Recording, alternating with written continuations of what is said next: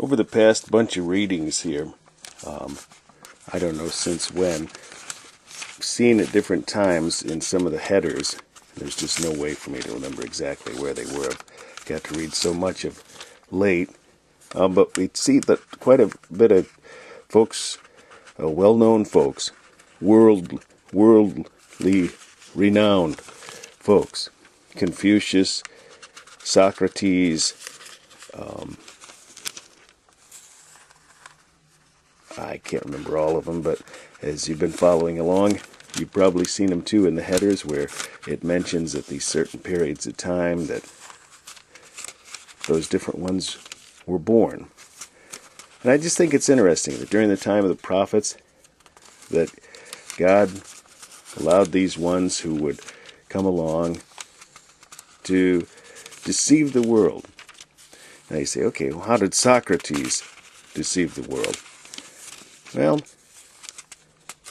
putting forward so much of the philosophy of man, there's a lot of truth to things that they've figured out and this and that and the other, and it's not like it's not beneficial in any way, but it really distracts folks from God's Word and the coming Christ, actually.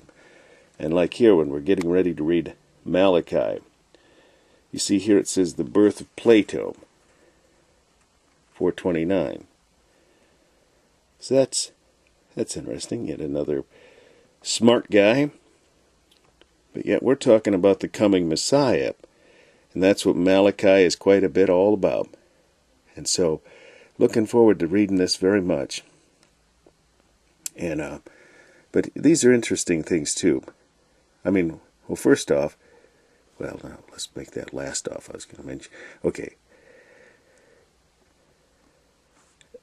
Birth of Malachi says 424.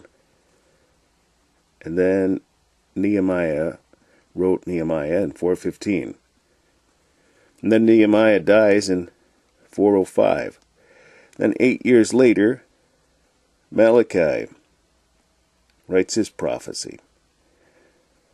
And take note, this is the last book of the Old Testament. We're getting ready to read the New Testament in the next, after Malachi here very soon. 400 years before Jesus was born.